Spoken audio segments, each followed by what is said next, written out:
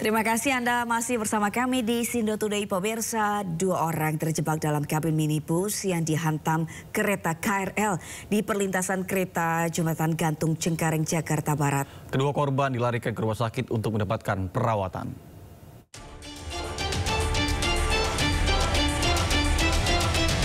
Warga mengevakuasi 2 orang penumpang yang terjebak dalam minibus usai tertabrak kereta KRL di perlintasan Jembatan Gantung Cengkareng, Jakarta Barat. Sebelumnya, sopir minibus nekat menerobos palang kereta meski sudah diingatkan petugas. Akibat kejadian ini, minibus ringsek dihantam kereta KRL dari arah Duri menuju Tangerang. Meski tidak ada korban jiwa akibat kejadian ini, namun kemacetan sempat terjadi selama evakuasi dilakukan. Kereta biasa. Kereta JR. Dari arah mana ke mana kereta dari? Dari arah Taman Kota. Tangerang ke Tangerang ya. Mau ke arah Tangerang. Berarti dia nerobos ya, Bang? Terobos. Kan di sini kan emang nggak ada palang pintu. Paling jaga sama orang. Tapi sering, Bang, kejadian di sini. Enggak sering. Wah, Kalau mobil baru kali ini aja tuh. mobil baru kali ini. Tidak ada korban dalam peristiwa ini. Kedua korban yang berada di dalam mobil selamat dan dilarikan ke rumah sakit. Kasus ini kini sudah ditangani unit Laka Lantas Satwil Jakarta Barat.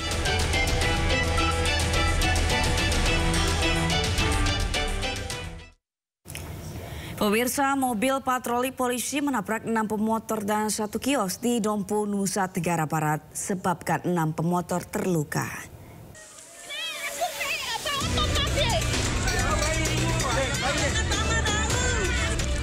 Kecelakaan beruntun terjadi di Desa Hu, Kecamatan Hu, Dompu, terekam video amatir warga. Mobil patroli Polsek Hu menabrak 6 pengendara sepeda motor dan 1 kios sembako. Akibat kecelakaan, 6 pemotor mengalami luka. Para korban dibawa ke puskesmas terdekat dan RSUD Dompu untuk mendapatkan perawatan medis. Sementara, pengemudi mobil patroli yakni oknum anggota Polsek Hu diamankan di Polsek Dompu untuk pemeriksaan lebih lanjut. Menurut Kapolsek Hu, Ibda Samsul Riza, mobil patroli Polsek Hu dikemudikan oleh seorang oknum anggota Polsek Hu melaju dari arah selatan Pantai Lake menuju utara dengan kecepatan tinggi. Pasca kejadian, warga sempat memblokade jalan menuntut pihak kepolisian untuk bertanggung jawab. Sementara, pihak kepolisian diwakili Wakapolres bersama anggota DPRD dan perwakilan keluarga setempat melakukan pertemuan di kantor Desa Hu. Dalam pertemuan tersebut, disepakati pihak kepolisian bertanggung jawab atas korban kecelakaan, baik biaya pengobatan hingga ganti rugi. Polisi berjanji akan mengusut tuntas kasus tersebut. Dari Kabupaten Dompu, Topan Iswandi melaporkan. Pemirsa, 3 kendaraan terlibat kecelakaan beruntun di Cengkareng, Jakarta Barat. Kecelakaan terjadi diduga akibat sebuah truk ekspedisi mengalami remblong.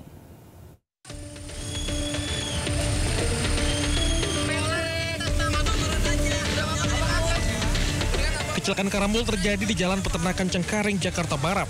Warga di sekitar lokasi langsung berupaya menolong sopir truk yang terluka parah. Kecelakaan terjadi saat truk melaju dari arah Pesing menuju Cengkareng. Diduga karena rem tak berfungsi, truk tiba-tiba menabrak truk lain di depannya hingga oleng dan menabrak minibus dari arah berlawanan. 3 kendaraan yang terlibat kecelakaan beruntun ini ringsek di bagian depan. Bok itu nabrak ini. Nabrak yang ini bak terbuka. Ya. Dia emang dari arah mana? Dari sono. Ngebut, Pak? Enggak ini mah. Enggak, yang sana, yang Ya sana. itu justru yang ngebut itu. Kayak ngeblong atau gimana dari sono. Jokoer nabrak. Nah itu udah berhenti nabrak itu tuh. Peristiwa kecelakaan ini sempat membuat arus lalu lintas di sekitar lokasi mengalami kemacetan panjang hingga 2 km. Dari Jakarta, Miftahul Gani melaporkan.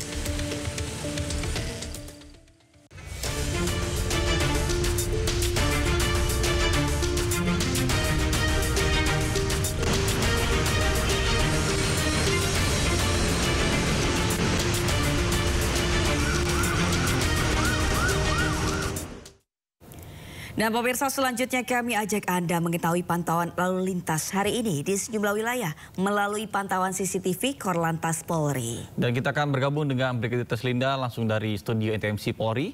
Baik, selamat pagi Brigadir Teslinda. Bagaimana situasi pantauan lalu lintas dari sejumlah titik melalui pantauan CCTV Korlantas Polri? Silakan. Ya baik, terima kasih rekan saya Nata dan juga Sabrina. Pemirsa, untuk menemani aktivitas pagi Anda, kami akan mengupdate informasi arus lalu lintas terkini melalui pantauan CCTV Korlantas Polri. Kita awali dari kawasan yang pertama, Sleepy Palmera, Jakarta Barat. Dari pantauan CCTV kami terlihat di kawasan ini mengalami peningkatan volume kendaraan berkaitan dengan aktivitas perkantoran dan juga aktivitas masyarakat pada pagi hari ini. Terjadi antrian di belakang traffic light ini mencapai 200 meter. Tentunya bagi para pengguna jalan untuk selalu menjaga jarak aman serta gunakan jalur sesuai dengan ketentuan. Untuk tol dalam kota Cawang Grogol pada pagi hari ini dalam keadaan ramai dan lancar untuk kendaraan yang akan mengarah ke Cawang, namun di arah sebaliknya akan mengarah ke Grogol mengalami peningkatan volume kendaraan. Kita tinggalkan Sleepy Palmera, Jakarta Barat, selanjutnya kita beralih ke kawasan Simpang Coca-Cola, Jakarta Timur. Dari pantauan CCTV kami, arus lalu lintas di kawasan ini dalam keadaan ramai lancar, baru saja lepas dari antrian traffic light untuk kendaraan dari arah Cempaka Putih yang akan mengarah ke arah Pulau Gadung. Kemudian di arah sebaliknya dalam keadaan ramai dan lancar, sesekali mengalami perlambatan di antrian traffic light. Dan pemirsa, kita beralih ke CCTV selanjutnya dari kawasan Pospol Simpang Cilenyi, Bandung, Jawa Barat. Arus lalu lintas dari arah tol Cilenyi yang akan mengarah ke arah Cibiru pagi hari ini dalam keadaan ramai dan lancar, dan dari Garut yang akan mengarah ke tol Cilenyi juga dalam keadaan ramai dan lancar. Di jalur arteri Jatinangor yang akan mengarah ke tol Cilenyi juga masih dalam keadaan ramai dan lancar. Meskipun lalu lintas nampaknya lancar, antisipasi dengan kegiatan angkutan umum yang menaikkan dan menurunkan penumpang di median jalan. Dan selanjutnya kita pantau dari CCTV yang terakhir, kawasan Pasar Lembang, Palembang, Sumatera Selatan. Arus lalu lintas dari Jalan Raya RE Marta Dinata yang akan mengarah ke Pasar Kuto saat ini dalam keadaan ramai dan lancar, dan juga dari Bambang Utoyo yang akan mengarah ke Jalan RE Marta Dinata pagi hari ini dalam keadaan ramai dan lancar. Namun terlihat memang kawasan ini ada aktivitas pasar. Ini perlu diantisipasi bagi para pengguna kendaraan yang melintas untuk selalu berhati-hati, jaga jarak dan juga batas kecepatan kendaraan Anda mengingat aktivitas masyarakat pada kawasan ini. Kami juga menginformasikan data SMS Korlantas Polri pada tanggal 9 Juli 2025 terjadi 194 kasus laka lantas dengan rincian 20 orang meninggal dunia, 26 orang luka berat dan juga 222 orang luka ringan. Dari 194 kasus laka lantas tersebut, 99% terjadi di jalan arteri. Tentunya kami harapkan bagi para pengguna jalan untuk selalu mengutamakan keselamatan dibanding kecepatan. Ingat keluarga Anda menanti kepulangan Anda di rumah. Kemudian bagi Anda yang akan beraktivitas, periksa kembali kelengkapan kendaraan Anda dan juga pastinya Anda sendiri dalam keadaan sehat. Demikian Brigadir Teslinda melaporkan kembali ke rekan saya Sabrina dan Nata di studio. Silakan. Baik, terima kasih Brigadir Teslinda atas laporannya dari studio NTMC Polri. Selamat bertugas kembali dan salam presisi.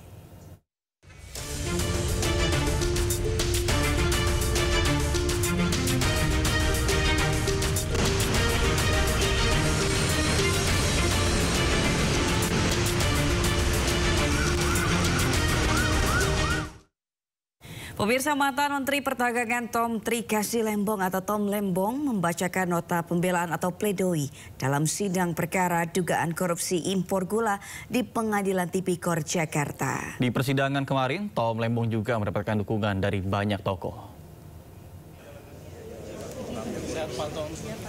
Tom Lembong hadir bersama dengan kuasa hukumnya di Pengadilan Tipikor Jakarta Pusat sekitar pukul 14 waktu Indonesia bagian Barat. Pledoi yang berjudul Robohnya Hukum Kita, kasus Tom Lembong, sebuah genosida atas kejujuran, berisi pembelaan terkait dengan dijeratnya Tom Lembong hingga menjadi terdakwa dalam kasus ini yang dinilai tidak disertai dengan bukti yang cukup.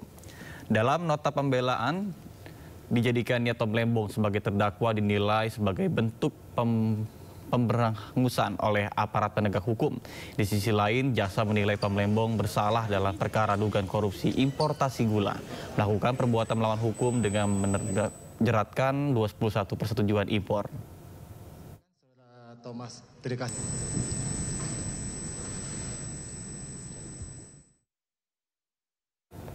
Dalam sidang turut hadir sejumlah tokoh seperti mantan Gubernur Jakarta Anies Baswedan, mantan Wakapolri Komjen Purnawirawan Ogroseno, serta sejumlah tokoh mantan pimpinan KPK, serta pakar hukum tata negara Refli Harun.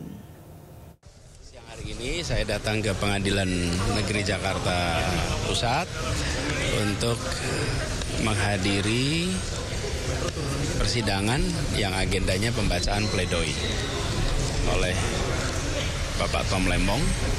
Jadi kami datang ingin mendengarkan dan kita mendoakan, kita yakin bahwa insya Allah majelis hakim nantinya akan memutus dengan adil, dengan objektif dan berikan kepastian.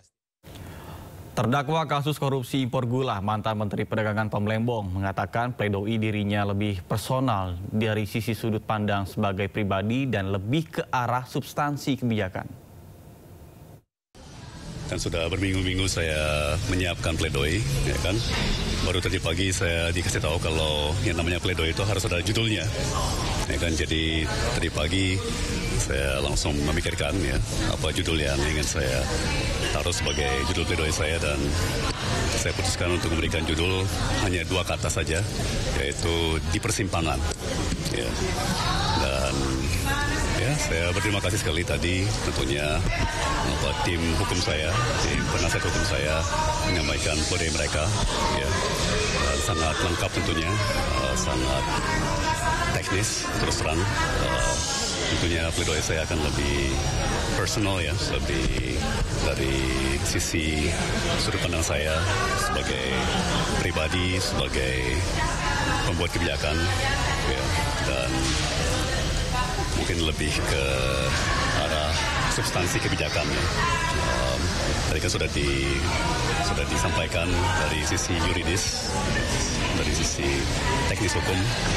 Saya ingin melengkapi dengan pandangan dari segi substansi dan juga dari segi apa yang saya alami langsung ya pada saat perkara di 2015-2016.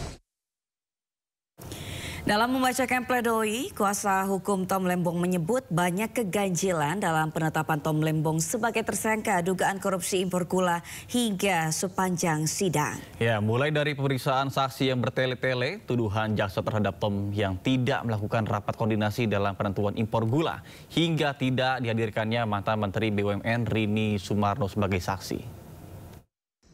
Ada kesan yang sangat kuat bahwa persidangan terhadap perkara ini sejak awal telah didesain bukan untuk mencari kebenaran, tapi sekedar melegitimasi dakwaan jaksa demi satu tujuan yang telah ditentukan, yaitu menghukum terdakwa.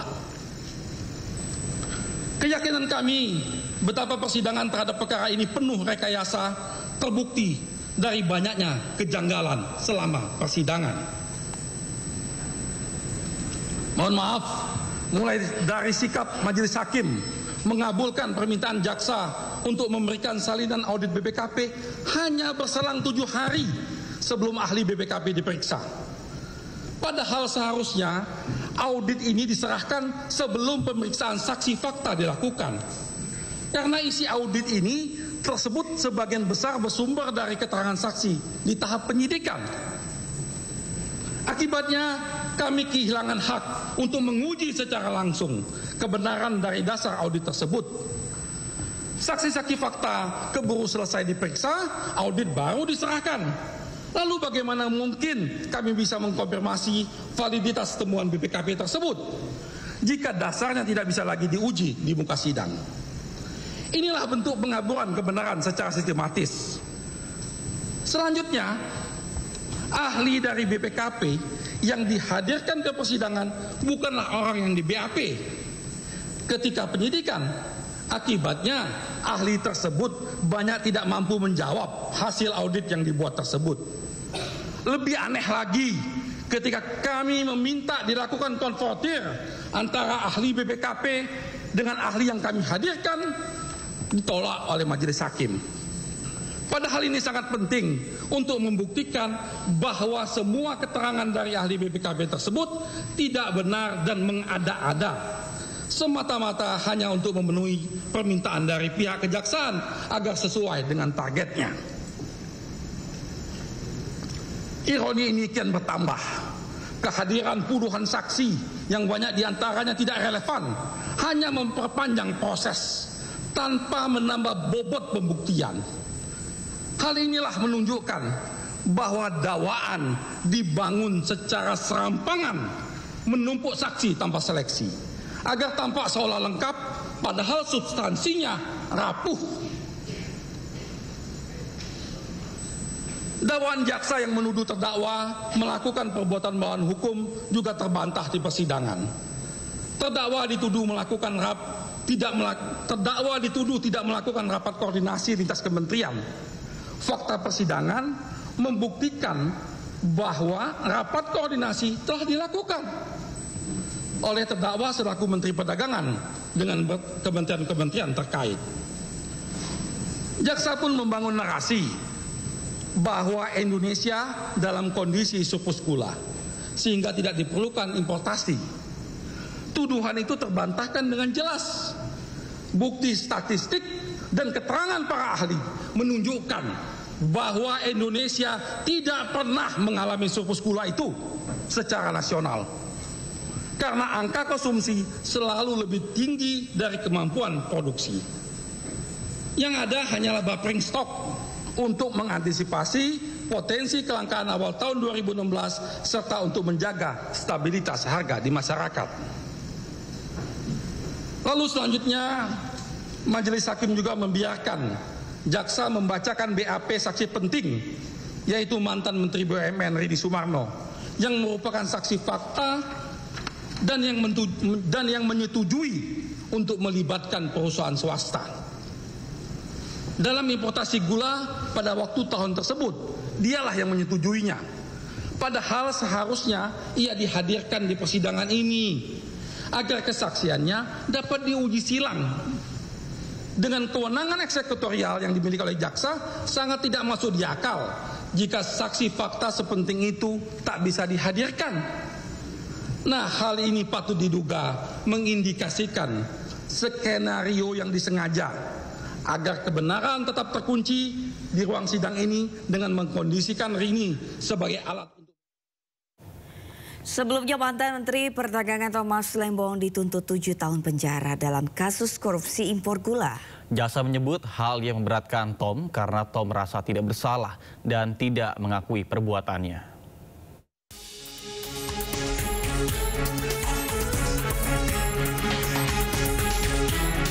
Jaksa menuntut mantan Menteri Perdagangan Thomas Trikasih Lembong dengan hukuman 7 tahun penjara. Tom juga diwajibkan membayar denda Rp750 juta subsidiar 6 bulan kurungan. Mantan tim sukses Capres Anies Baswedan ini dinilai terbukti memperkaya orang lain dan korporasi dalam kasus korupsi impor gula, sehingga negara dirugikan hingga Rp578 miliar. Menurut jaksa, hal yang memberatkan Tom adalah karena Tom merasa tidak bersalah dan tidak mengakui perbuatannya. Sebagaimana dalam dakwaan primer penuntut umum. 2. Menjatuhkan pidana terhadap terdakwa Thomas Trikasih Lembong. Oleh karena itu dengan pidana penjara selama 7 tahun. Dikurangi selama terdakwa berada dalam tahanan sementara. Dengan perintah agar terdakwa tetap ditahan. 3. Menjatuhkan pidana terhadap terdakwa Thomas Trikasih Lembong sejumlah Rp750 juta dengan ketentuan apabila denda tidak dibayar maka diganti dengan pidana kurungan selama 6 bulan. Sementara itu, Tom Lembong menilai tuntutan jaksa mengabaikan fakta-fakta persidangan.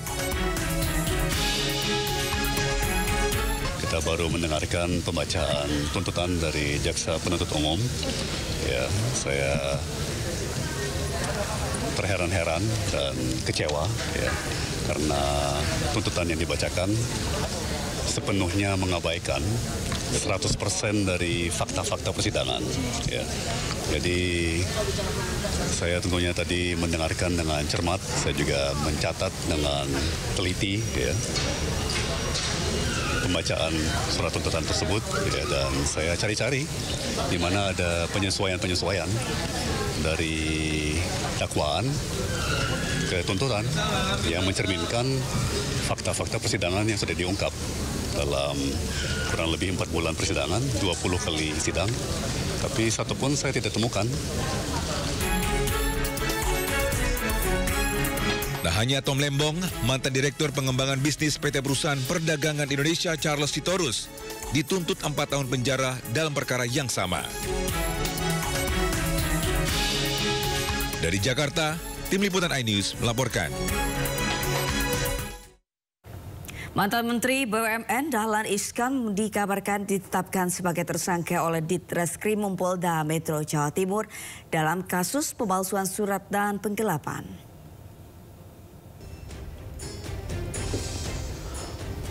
Kuasa hukum Dahlan Iskan, Johannes Dipa, mengaku kaget terkait dengan penetapan status tersangka kliennya. Pasalnya, Dahlan Iskan bukanlah pihak terlapor, melainkan sebagai saksi yang telah diperiksa sebanyak 3 kali. Dahlan Iskan juga kooperatif ketika menjalani pemeriksaan, bahkan hingga tengah malam. Hingga kini, Ditreskrimum Polda Metro Jawa Timur belum memberikan keterangan resmi mengenai hal ini.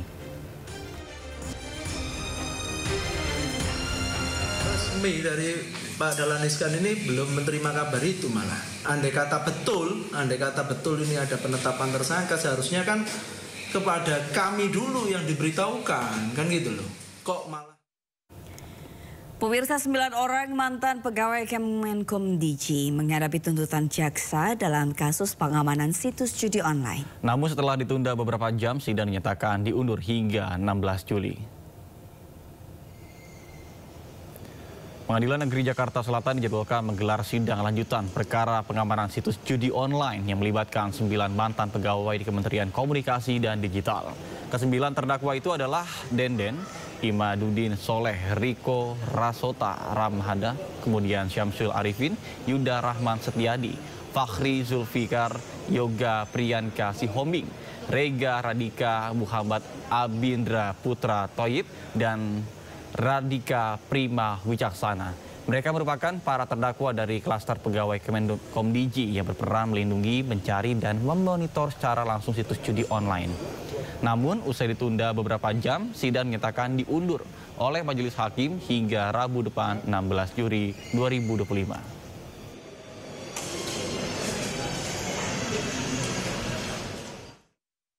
Sementara itu, pemirsa, sidang tuntutan nama mantan Menkominfo Budi Ari Setiadi disebut-sebut para terdakwa di persidangan. Publik pun bertanya, apakah Budi Ari terlibat kasus pengamanan judi online?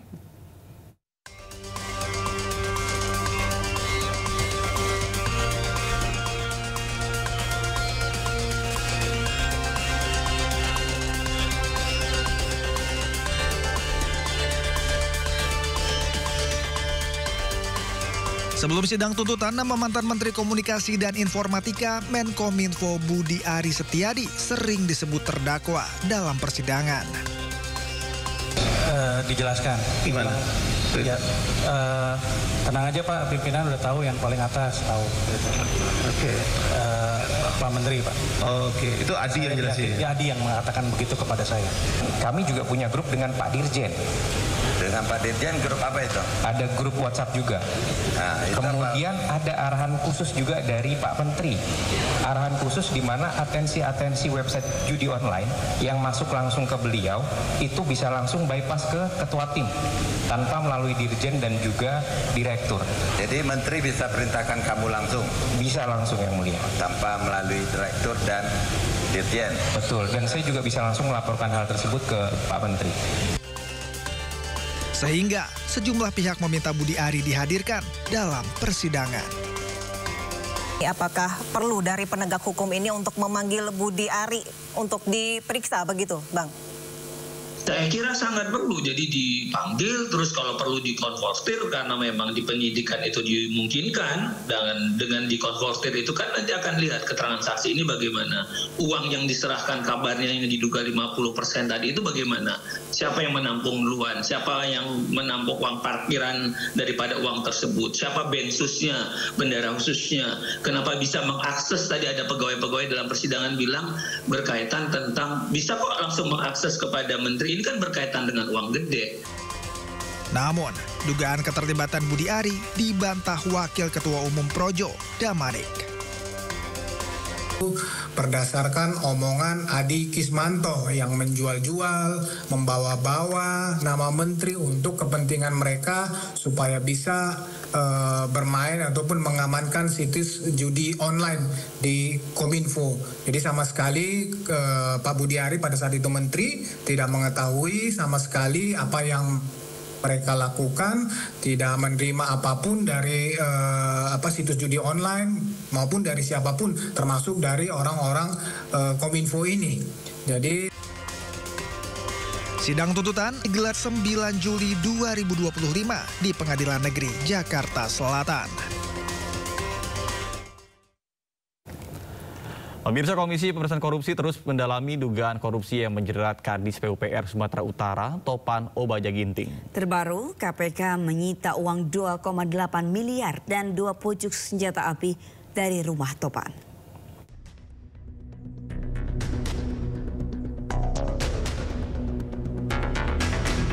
Komisi Pemberantasan Korupsi terus mendalami kasus dugaan korupsi yang menjerat orang dekat Bobi Topan Obaja Ginting. Terbaru, KPK menggeledah rumah Topan yang merupakan Kadis PU Sumatera Utara. Dari rumah Topan, KPK menyita uang senilai 2,8 miliar dan 2 pucuk senjata api. Sejumlah uang senilai sekitar 2,8 miliar. Tim juga mengamankan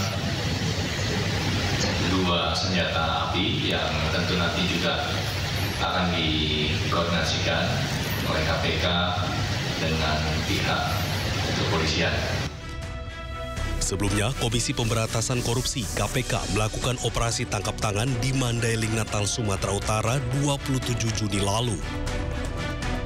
OTT ini terkait dengan korupsi proyek pembangunan jalan di Dinas Pekerjaan Umum dan Tata Ruang PUPR dan preservasi jalan di Satuan Kerja Pelaksanaan Jalan Nasional Wilayah 1 Sumatera Utara. Dari 6 orang yang ditangkap, 5 orang ditetapkan sebagai tersangka. Salah satunya Topan Ginting yang merupakan Kepala Dinas PUPR Sumatera Utara. Pemirsa, KPK masih terus menyelidiki kasus dugaan korupsi kuota haji di Kementerian Agama yang diduga terjadi pada tahun 2023-2024. Ya, meski dugaan korupsi terjadi saat Yakut Khalil Qomas masih menjabat Menteri Agama periode 2020-2024, namun belum juga diperiksa.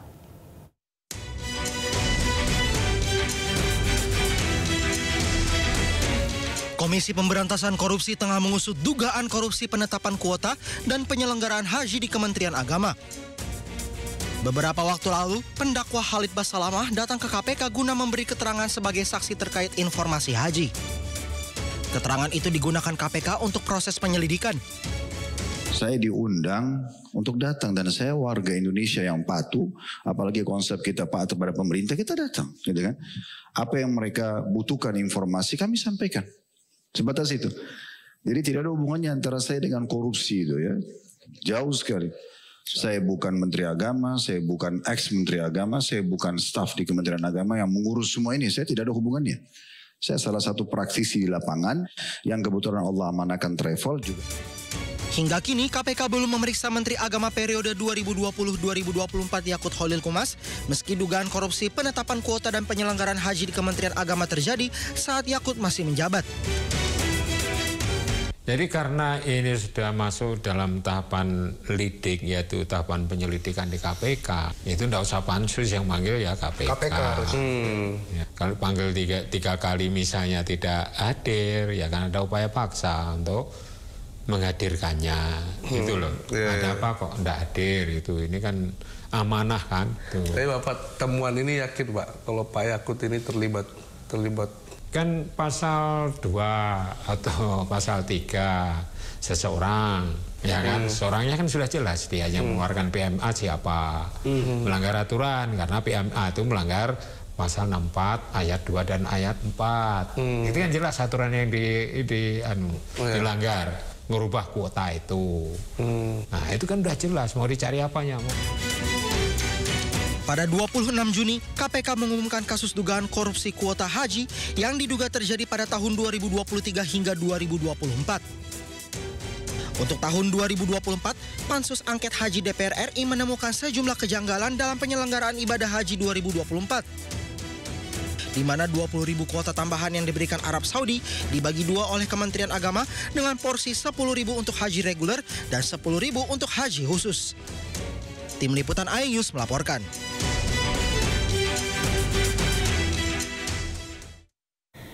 Pemirsa, pakar telematika Roy Suryo beserta tim pembela ulama dan aktivis TPUA menghadiri gelar perkara khusus terkait kasus dugaan ijazah palsu Presiden ke-7 RI Joko Widodo. Selain TPUA, pakar telematika Roy Suryo serta akademisi UGM yang juga ahli digital forensik Rismon Sianipar hadir dalam gelar perkara. Roy Suryo juga membawa sejumlah bukti analisis berisi data pembanding terkait dengan ijazah Jokowi. Dalam gelar perkara, pihak pelapor menghadirkan analisa dari ahli-ahli yang dihadirkan untuk memperkuat bukti dugaan ijazah tersebut palsu. Egy Sujana yang juga diperiksa dalam gelar perkara ini mengaku tidak puas dan walk out dari gelar perkara khusus ijazah Jokowi. Karena menurut Egy, pihak Joko Widodo tetap tidak mau menunjukkan ijazah dan makin memperkeruh suasana dari kasus tersebut. Tunggu ya, tunggu. Nanti, ya pelan-pelan. Itu mengupload. Nah, karena ada ini, sekali lagi saya katakan, justru sebenarnya postingan dari Dian Sandi inilah yang kemudian membuat gaduh, membuat heboh. Karena dengan adanya foto paparan berwarna ini, dari sini dikatakan asli, Dr. Rismon kemudian nanti akan cerita, kemudian akan meneliti soal cap yang ternyata tertempel oleh pas foto. Ya, dan itu jelas banget, tadi penjelasannya jelas banget, pakai red, green, blue, berapa skalanya clear banget. Ya, jadi ini kemudian kita teliti dengan ELA, Error Level Analysis. Dan meskipun ELA ini sudah kami sampaikan, saya tunjukkan, yang namanya ELA itu adalah untuk memeriksa kalau sebuah gambar atau itu sebuah ijazah, banyak rekayasanya, pasti akan error. Teman-teman lihat, ini ijazah saya tahun 91. Dengan dikoreksi pakai ELA, dengan dites pakai ELA, masih ada huruf-hurufnya masih kelihatan. Bahkan kalau ini full di ELA, teman-teman bisa lihat, masih ada bekas-bekas jejaknya. Tuh, masih ada. Artinya ini asli. Itu legislasinya juga masih ada, ya, legalitasnya masih ada, pas foto saya juga masih kelihatan, logo UGM masih kelihatan. Nah, pasti pada bertanya, gimana dengan ijazahnya Joko Widodo kalau di ELA? Ini hasilnya. Nah, sorry, separuh dulu biar nggak langsung lihat kacau. Nah, lihat, ini ijazahnya yang disebut-sebut ijazah Joko Widodo. Runyam, begitu di ELA hancur dia. Artinya ijazah ini sudah direkayasa pada bagian logo, pada bagian foto. Bahkan ketika kita ELA secara full, kelihatan sekali. Tuh, hancur. Sekali lagi semua presentasi ini tadi saya paparkan dan tanpa terputus. Logika sederhana lagi. Kalau kalian dituduh ijazahnya palsu, apa kalian diam? Tidak dong, oh ini yang asli, betul? Refleks, ini asli, betul? Betul. Kenapa sampai detik ini Jokowi tidak juga menampilkan ijazah aslinya? Bahkan di gelar perkara, ini peristiwa tertinggi dalam konteks proses pengadilan. Baru masuk ke pengadilan gitu. Jadi dengan adanya fakta hukum, fakta peristiwa tidak ada ijazah aslinya, maka logika hukum harusnya Jokowi jadi tersangka. Dan segera diadili. Itu kok logika hukum. Ketidakhadiran pihak UGM juga yang seharusnya bisa menjelaskan atau memiliki kesempatan yang sangat luas untuk meyakinkan publik, tetapi itu semua tidak dimanfaatkan, sayang sekali ya. Dan pada kesempatan ini memang kelihatan pihak Dirtipidum itu kalah telak. Ya, kalah telak dalam arti bahwa menunjukkan nggak usah ijazahnya Pak Jokowi dalam versi analog, versi digital pun tidak berani menunjukkan kepada kami dalam monitor. Betapa menakutkan fakta itu kepada Pak Dirtipidum. Dan tadi ya kami telanjangilah habis-habisan. Ya, laboratorium forensik Bareskrim terpaksa kami telanjangi bukan karena kami benci, tetapi kami menginginkan forensik yang bermartabat, independen, tidak diatur, tidak dimanipulasi. Bahkan tidak Kapolri pun harusnya tidak boleh punya otoritas mengatur hasil dari forensik. Oleh karena itu sebenarnya kalau didengarkan oleh Pak Presiden Prabowo, sebaiknya Pak, lembaga forensik itu harus dikeluarkan dari kepolisian supaya menjadi lembaga independen yang dipercaya oleh publik. Kalau bisa tiga lembaga, Pak. Sementara itu, kuasa hukum Jokowi Yakub Hasibuan mengaku heran dengan pihak terlapor. Karena keaslian ijazah sudah dikemukakan oleh UGM, kepolisian dan sekarang dalam gelar perkara khusus, namun pihak pelapor masih belum puas juga. Selama ini kan mereka mendalilkan kepalsuan. Ijazahnya palsu. Tapi mereka tidak pernah membuktikan kepalsuannya ada di mana. Padahal kan ini kebalik-balik gitu. Masa mereka yang mendalilkan keaslian, tapi mereka yang itu kepalsuan, itu palsu. Makanya tunjukin dong aslinya. Dan sampai hari ini pun, mungkin tadi rekan-rekan sudah dengar juga dari pihak mereka, mereka masih tetap sama juga memintanya, intinya tunjukin dong aslinya. Tadi saya sampaikan juga pada saat gelar khusus, kalau kita tunjukkan pun, walaupun kami tidak ada kewajiban hukum ya, kalau kita tunjukkan pun, bagi apa Anda memiliki otoritas untuk menentukan ini asli atau tidak? UGM yang mengeluarkan sudah mengatakan ini asli. KPU yang memverifikasi sudah mengatakan ini asli. Mereka lapor ke polisi. Polisi juga sudah bilang ini asli, identik, tidak ada dugaan tindak pidana. Sekarang mereka minta lagi gelar, masih belum puas. Walaupun menurut kami, awalnya kami keberatan juga dengan ada gelar ini. Karena kami tidak melihat esensi dan urgensinya. Cuman kami hormati tentunya sebagai warga negara yang taat hukum, Pak Jokowi juga memberikan kuasa kepada kami, hadir saja. Kemudian kami hadir, ternyata ya kita lihat, dipercaya atau tidak. Harapan kami, gelar tadi yang cukup sangat clear, mengatakan bahwa tidak ada indikasi pelanggaran apapun. Karena mereka tidak bisa membuktikan pelanggaran apapun dalam penyidikan. Ini mengkonfirmasi bahwa ijazah Pak Jokowi itu asli dan sudah tidak. Pemirsa, Menteri Dalam Negeri Tito Karnavian membenarkan adanya penugasan untuk Wakil Presiden RI untuk menyelesaikan sejumlah masalah di Papua. Namun Tito Karnavian menyebut bahwa Wapres Gibran Rakabuming Raka tidak akan berkantor di Papua. Gitu. Setahu saya dalam undang-undang Papua itu, khusus Papua, ya, dulu ada namanya Badan Percepatan Pembangunan Papua.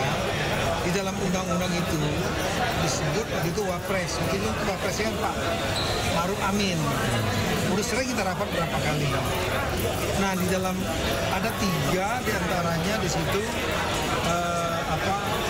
menteri milik anggota. Ada Menteri Keuangan, Menteri Bappenas, Menteri Dalam Negeri, saya lupa ada lagi kalau salah Menteri apa lagi itu. 3 atau 4. Kemudian nanti ada namanya di situ Badan Eksekutif. Dia yang akan ngantor di Papua.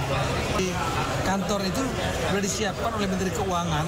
Saya ingat betul di Jayapura, ya, di gedung KPKPN-nya itu ada berapa lantai itu, tower. Sudah disiapkan dari dulu.